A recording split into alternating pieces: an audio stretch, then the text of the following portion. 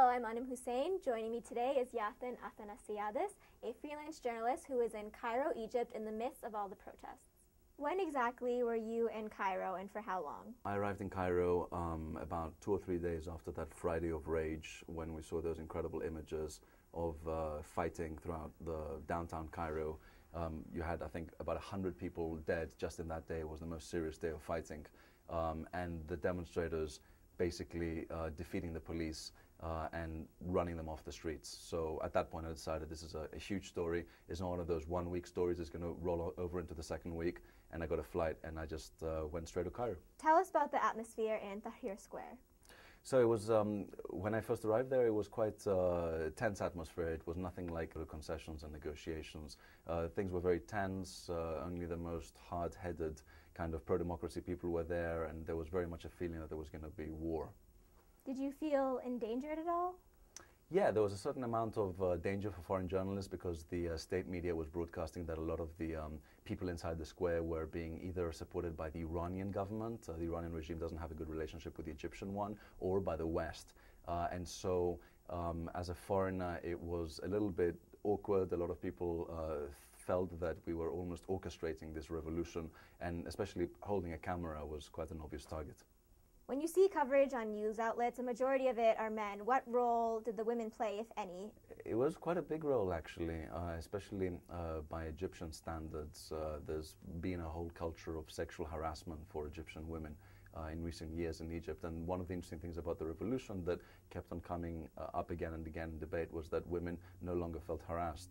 In this kind of proto-democratic republic of Tahrir Square, you had new democratic norms emerging where women were participating alongside men, maybe not taking part in the fighting as much as men were, but definitely breaking stones, carrying them to the battlefront, and ringing the alarm when there would be an approach by pro-Mubarak loyalists towards the square, an aggressive approach. Did you witness anything that surprised or shocked you? Quite a lot of things were surprising, and a few things were shocking too. I saw a lot of suspected collaborators with the regime being hauled in by groups of demonstrators. Some of them were being shielded by angry demonstrators who wanted to beat them up or to lynch them.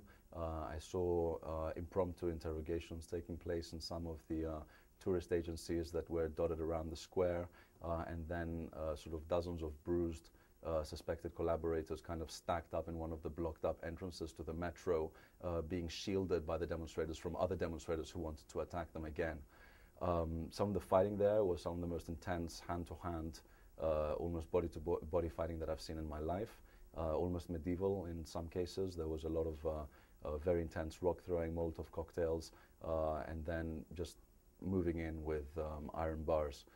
So there were a lot of things that I'd never seen before. How did the protesters react to seeing you? I mean, did you get any threats? Did you feel protected? I mean, what sort of happened there? Well, that's an interesting thing to bring up, Anum, because as a journalist, we're supposed to be objective and to kind of hover between the two sides, but this was definitely a case when you couldn't do that.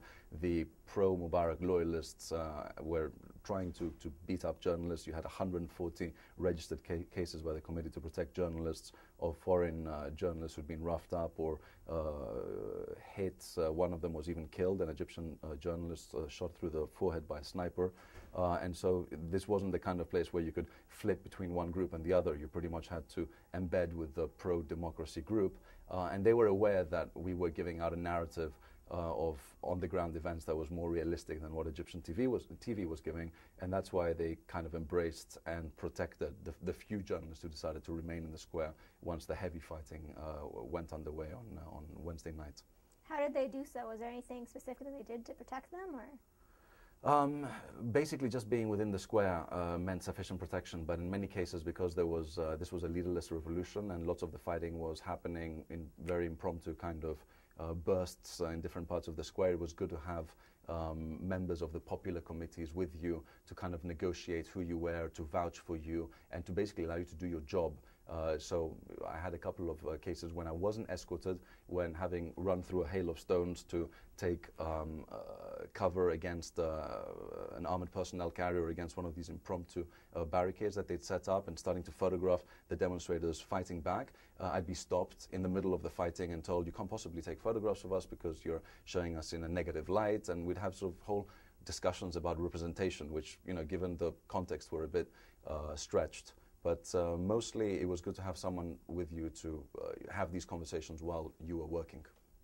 So I believe you had returned by the time this had happened, but what was your reaction when you heard Mubarak had finally resigned? It was pretty much expected. That week that I was there was the crucial week when the dynamics changed. The Mubarak loyalists tried to force the hands of the demonstrators and get them out of the square by violence. They failed in 24 hours of very intense fighting, and after that it was obvious that we were going to go to concessions and negotiation. Right before I left, there was another speech by Mubarak in which he didn't quite step down, but it was obvious that he was on the verge of doing so. And then we had that final burst of defiance, after which it was just a matter of hours before he would go. Why do you think he came out the night before and gave that whole speech about staying in post but not resigning until September, that then the next morning he did resign? Actually, oh, you mean the speech just this week, right? Yeah. Yeah. Yeah, I think that was a case of him being stubborn, and there was a fair amount of diplomatic back and forth with the US and also with his sons, especially Gamal Mubarak, trying to craft the message. Apparently Gamal Mubarak, from reports that we've been hearing in the media, crafted a speech that was more stubborn and oppositional than President Obama and the American administration expected. And this was really a curveball because they'd been led to believe that he was going to step down. Once this happened, diplomatic pressures came on the Egyptian military. The Egyptian military confronted Mubarak and told him, apparently, that this is time to step down. Having said that he was going to die on Egyptian land, Mubarak could not exactly fly off to Saudi Arabia or to Germany, so a kind of a compromise was found with him moving to Sharm el-Sheikh in his holiday home there. If you were still in Tahrir Square right now, what do you think the atmosphere would be like? Right now, Tahrir Square has been pretty much cleared out. There are a few dozens demonstrators remaining there, claiming that they didn't fight for this revolution in order to have the army move in, suspend the constitution, even though that was one of their demands, and create effectively martial law. So the majority, though, have decided to go and are going to be watching this process, demonstrating once a week on Fridays, and keeping an eye that their demands are met. From your experience traveling to different countries, and we've heard about the effects of the Egyptian protest affecting the region, what do you think will most affect the region, or what countries will be most affected? Well, we've seen hundreds of thousands of demonstrators coming out in Tehran in the streets, and a renewed surge to the demonstrations there that pretty much petered out in December of 2009. There's been renewed demonstrations in Bahrain, where you have a strong Shiite and large Sunni community coexisting on the island. You've had a change of government in Jordan, trying to anticipate protests. You've had protests in Yemen, and there's even all sorts of tensions happening in Saudi Arabia and Libya, countries that seemed almost rock solid in terms of stability, as well as the repression of demonstrations in Algeria. So it seems like this whole democratic wave and the sense of unity is sweeping the region. Do you think you'll end up going to any of those countries to report on them? Yes, absolutely. I mean, I speak Arabic, and the Arab Middle East is part of my beat, so I very much feel that I should be there at this time. So when you were in Cairo, you were mostly taking photographs, correct? Yeah. And how did you get those out to news sources, especially when the internet was taken away from the entire country? Yeah, well, that was a nightmare while the internet was down. We heard that there was one provider that was still available, but apparently you had to check into a $300 a night room in one five-star hotel in order to have access to that internet. I couldn't do that as a freelancer, but thankfully the internet came back 3 days into my time there, and again I could send very easily. There were a lot of journalists who had BGANs, these kind of satellite receivers and transmitters, who could send a few pictures at very great expense, but ultimately it was a reality test for how important and how used we are to the internet these days. Where were you staying while you were there?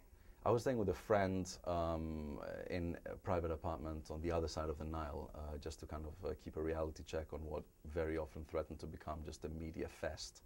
There were hundreds of journalists in Cairo, and at sometimes, you know, there was so much socializing, you almost forgot there was a revolution. I didn't really take part in that very much. I spent most of my time in the square and with Egyptian friends. So were you in the demonstrations and the Molotov cocktails and everything was being thrown? Yeah. And did you feel, I mean, were you protecting yourself while you were doing that? How were you snapping photographs in the midst of it all? Yeah, you kind of, you know, keep an eye out for incoming stones and bottles and so on. You try to, I mean, you put on a longer lens and you try not to get right in the thick of it. And then when you want to get the reverse shot, it's just a dash through the main area where the stones are coming down. You get cover, you turn around, and if you don't have 5 people asking you what you're doing, you get on with your job.